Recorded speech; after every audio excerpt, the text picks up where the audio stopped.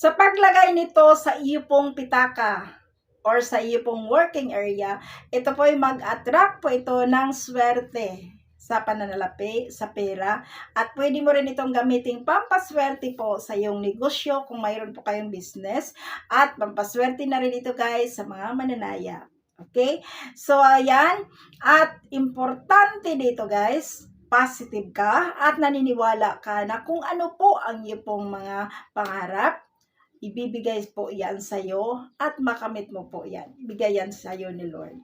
Kaya guys, kung gusto mo malaman kung ano po ang pampaswerte na ating topic ngayon guys, dapat mayroon ka nito po sa iyo pong pitaka or sa iyo pong working area or sa iyo pong business area, kasi po guys, ito po ay magdala po ng swerteng tuloy-tuloy. Hindi lamang po maliit na halaga, pwede kang mag-attract dito ng napakalaking halaga ng pera po na pwedeng magbago at matupad ang iyong pong mga pangarap. Kaya guys, kung gusto mong malaman, panoorin ang video ito, ituturo ko po sa inyo. At kung kayo man po'y baguhan dito sa ating YouTube channel, huwag pong kalimutan, like, share, subscribe na rin po. Kung hindi pa po kayo nakapag-subscribe, don't forget to hit the bell button for notification para ma-notify ka sa next nating mga videos.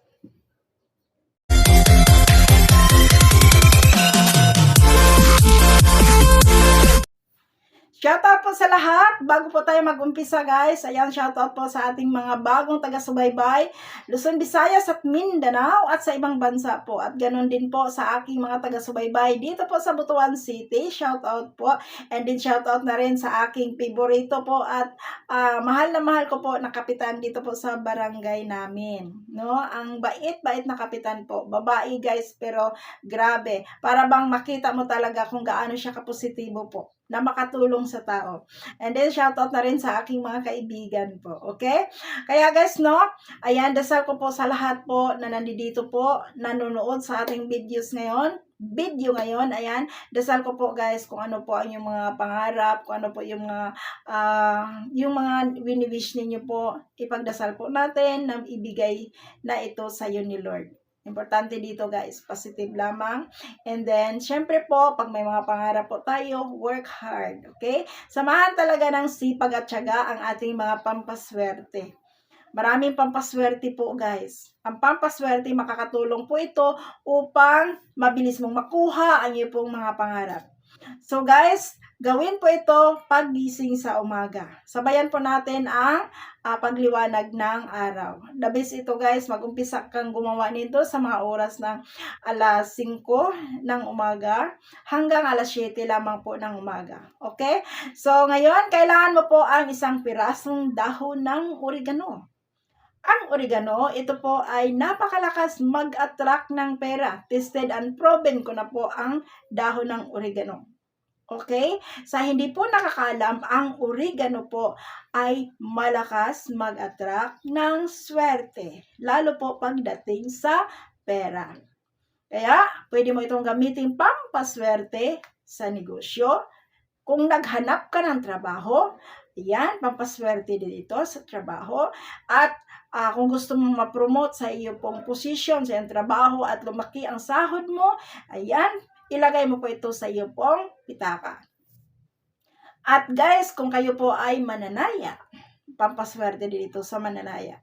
So ngayon, ang gagawin mo po, kumuha ka ng isang piraso po na dahon ng oregano.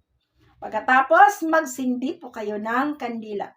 At pentel pen, panulat, kahit anong kulay. Okay? So ngayon, before po kayo mag-start, kumuha muna kayo ng asin. Bago mo gawin itong pampaswerte na ito, kumuha ka ng asin, pumunta ka sa iyong lababuhan, hugasan mo ang iyong pong kamay ng asin. Ganyan po. Dito, sa mga, dito po, lahat po, hugasan ng paganyan. Kasi guys, anong purpose bakit hugasan natin ng asin ang ating kamay? Para maalis ang lahat po ng mga nahawakan po natin na nagdudulot po ng negative energy. Okay? Hugasan ng kamay, pagkatapos patuyuin. Hugasan ng asin guys ha. Asin ang ipanghugas sa kamay. Pagkatapos patuyuin. Pagkatapos sindihan mo ang kandila. Mag-start ka na sa gawin mong pampaswerte. And then, once na nakapagsindi na po kayo ng kandila, guys, humarap kayo sa may silangan. Bakit sa silangan? Ang silangan po, dyan po lumalabas yung araw. Ang araw ay magbigay ng liwanag sa iyo pong mga pangarap. Okay? Swerte po pag nakaharap kayo sa silangan habang nagwi-wish. Okay po guys? Okay? So dito po sa dahon ng oregano, ang gagawin po ninyo, isulat mo dito guys, halaga ng pera. Kahit magkano. Isulat mo dito.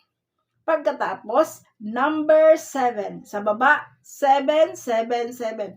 Bakit 77? Okay? Ang number 7, para siyang nakasungkit. Sa pungsoy, swerte po ang number 7. Isulat mo dito sa baba, 777.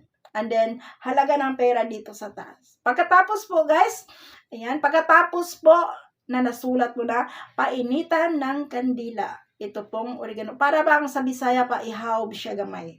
Painitan konti ng kandila.